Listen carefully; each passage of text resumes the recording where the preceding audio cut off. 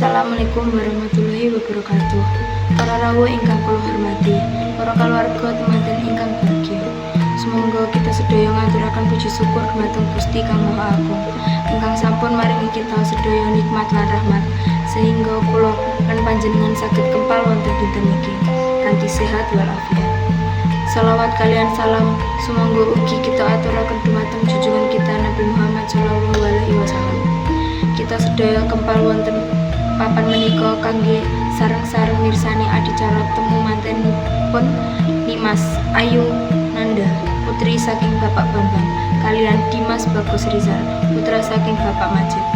Saderengipun kula dados pranatacara wonten dinten niki badhe ngaturaken rantamaning adicara sakmenika non inggih. Para rawuh ingkang kula hormati, adicara kaping pisan inggih menika pembuka. Sumangga adicara menika dipembuka sesarengan maos Al-Fatihah.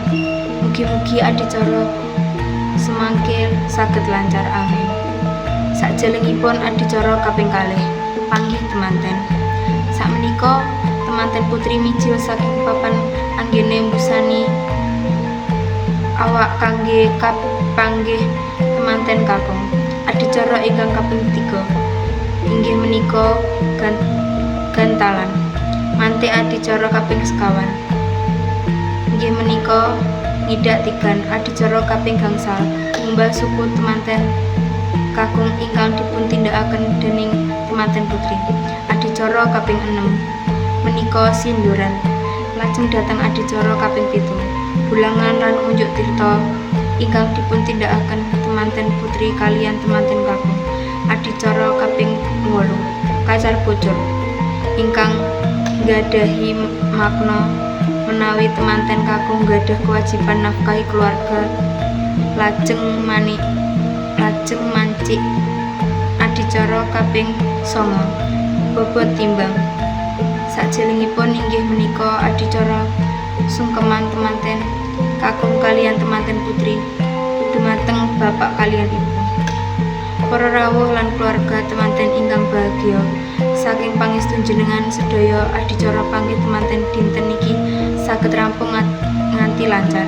Kula aturaken matur suwun ingkang kathah dumateng panjenengan sedaya. Sajelengipun kula dados pranatacara ngaturaken pangapunten ingkang kathah menawi wonten kalepatan lan ugi babagan ingkang kirang trep dumateng panjenengan sedaya. Cekap semanten atur kula mugi-mugi Mbak Nanda kalian Mas Rizal saged mbangun keluarga ingkang sakinah mawaddah lan warahmah. Amin amin ya rabbal alamin.